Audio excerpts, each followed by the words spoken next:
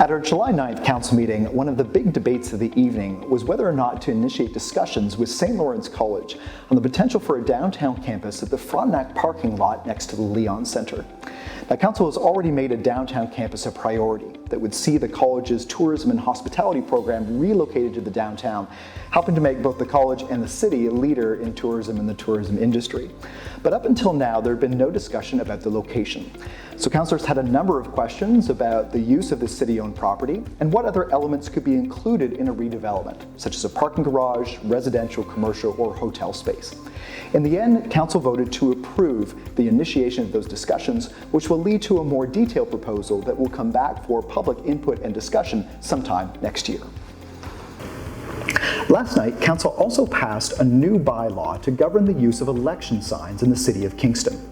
Now, this new sign bylaw will effectively ban election signs on all public property, including at street intersections and along roadways.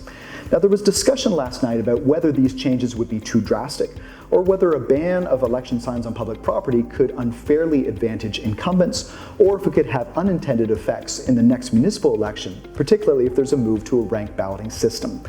But in the end, council voted to approve those changes, meaning that starting at the federal election this fall, election signs will only be permitted on private property.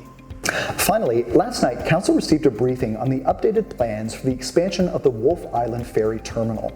Now, this expansion will allow for a second ferry to be able to dock in Kingston, but will involve a number of changes to the existing shoreline, such as the removal of the existing gas station and the Tim Hortons, and some other changes to traffic flow in and off the ferry. Council also heard how the new design will be more pedestrian-friendly, giving both ferry users and members of the public more access to the dock and to the waterfront. There will also be some dredging involved in the channel, which will be important not only for ferry boats, but also for cruise ships if they're going to come in and dock at the Queen Street dock next door. Work on the expansion of the new Wolfe Island Ferry Terminal is expected to begin early in 2020.